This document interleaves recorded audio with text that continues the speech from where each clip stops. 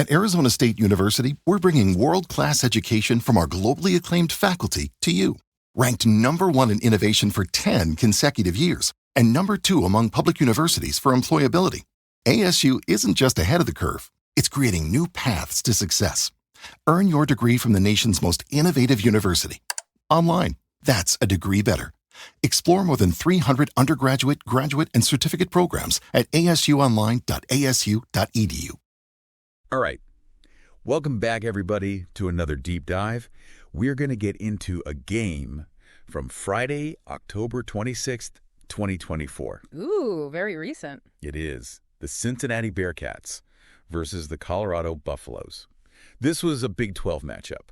And, we always go beyond just like, the scores and the final results. We want to kind of dig in, figure out how this game played out, why. Exactly. So we've got some great excerpts that are going to give us a little bit of a play-by-play so that we can, really kind of get into the nitty-gritty. So let's jump right in. How did these teams kind of come into this game? What was the vibe? Yeah. Well, it's interesting you say vibe because they came in with completely opposite energy going into this one. Colorado was riding high after absolutely demolishing Arizona, like 34-7. Oh, Wayne. Okay. They had a balanced offense, a stifling defense. They really seemed like the team to beat. That sounds like they were the favorite coming into this. Absolutely. Okay. So how about Cincinnati? Cincinnati, on the other hand, was looking to play spoiler, aiming to disrupt Colorado's rhythm, throw their game plan right out the window. Gotcha. Underdog mentality. Exactly. I love it. All right. Well, we got to talk about the quarterbacks, right? Oh, absolutely. We got Brendan Sorsby for the Bearcats versus Shedder Sanders for the Colorado Buffaloes. This is a matchup I'm sure a lot of people were watching very closely. For sure. And, it's impossible to talk about this game without diving into the impact of Shedder Sanders. Okay. I mean, his influence extends far beyond just throwing the ball. This guy's making tactical decisions, calling audibles, placing the ball with pinpoint accuracy. He's a true leader on that field. Yeah. That's what you need from your quarterback, right? Absolutely. He's not just executing plays, he's orchestrating them. And there's this one play that really exemplifies this. Okay. So it's the final drive of the second quarter. Colorado's facing a 3rd and long situation. And what does Sanders do? What does he do? He audibles out of a run play, recognizes a mismatch in the secondary, and boom, completes a pass that keeps the drive alive. That drive ended with a touchdown, by the way. Nice. Okay. So, that just kind of goes to show you that he's thinking on his feet. He's really reading the defense. But, Cincinnati obviously knew that going in. Oh, absolutely. They knew that they were going to have to try to contain Shedder Sanders. That's got to be tough, though, right? Incredibly tough. Yeah. Especially when you consider Colorado also has Dylan Edwards in the backfield. That's a very potent 1-2 punch that's really tough to defend against. Yeah, because you got to plan for the run and the pass. So what was Cincinnati's approach to try and, contain this pretty strong offense? It seems like their strategy was to focus on defensive pressure, trying to disrupt Colorado's offensive flow, get to Sanders, force him to make quick decisions, maybe even some mistakes. Sure. So rattle him a little bit, get him off his game. Exactly. Okay. So, on the other side of the ball now, Cincinnati's on offense. Right. Facing a strong defense. They got to be thinking about, how they're going to move the ball down the field. They had to be strategic, right? They did, and they were. Recognizing Colorado's defensive strength, they opted for a quick, short passing game. Okay.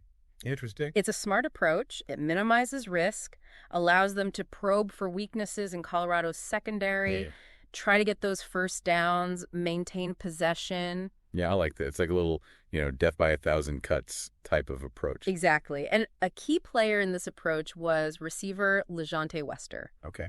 He was making crucial catches, moving the chains, keeping those drives alive. All right. So, we're seeing how both teams are kind of adjusting to each other. Right. And that's really where the, the chess match comes in. Absolutely. So, we talked about Colorado's offense. Let's go back to Cincinnati's defense. Okay, yeah. How did they try to contain, these weapons that Colorado has? Well, on the defensive side for Cincinnati, Dallin Hayden really stood out. He was putting pressure on Sanders, disrupting plays, really trying to make an impact. But you got to give credit to Colorado's receivers. Oh, yeah. Incredibly versatile, running sharp routes, always seeming to find ways to get open. Yeah, that's a nightmare for a defense. It really is. It's like they always had an answer. Yeah. And on the flip side, Colorado's defense had its own star, Travis Hunter. Okay. Now, he was a real headache for Cincinnati, making it really hard for them to establish a consistent passing game. Okay, so really just shutting down their main offensive strategy. Yeah, pretty much. All right, so, I mean, it sounds like a very back and forth, both teams adjusting, counter-adjusting. Really interesting. So, at the end of the day, who do you think won that strategic battle?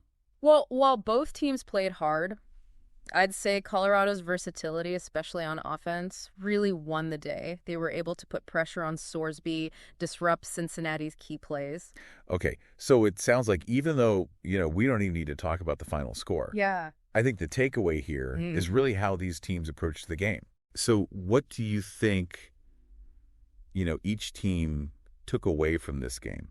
What were the big lessons? I think both teams learned valuable lessons about adaptability, resilience, and the importance of utilizing your players' strengths. Absolutely. And I think, it's always fascinating to see how, two teams with very different approaches come into a game. Yeah. And it really is, a game of adjustments. It really is a chess match. Yeah. So what really stood out to you as like the most surprising strategic decision?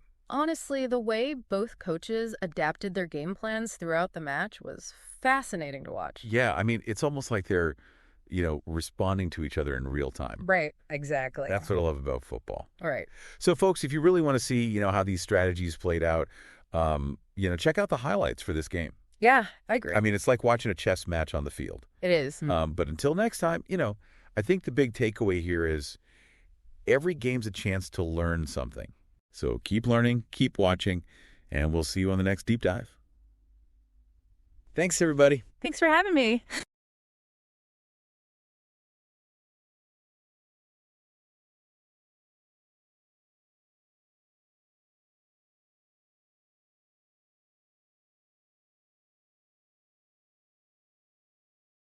Today is your lucky day. Today is the day that our $3 website works for you, paying you directly to your PayPal daily. Imagine $3 ongoing continuous payments to your PayPal account. Imagine falling asleep and waking up to $300 in your PayPal account. How would this make you feel? How could this help you? What bills could you pay? What kind of fun could you have? What does that retirement look like now? All for a one-time payment of $3. This website is DFY done for you, fully built and completely hosted, and never stops collecting payments for you. You have spent $3 on coffee on a regular, but that coffee won't help you create multiple streams of income. Click the link below.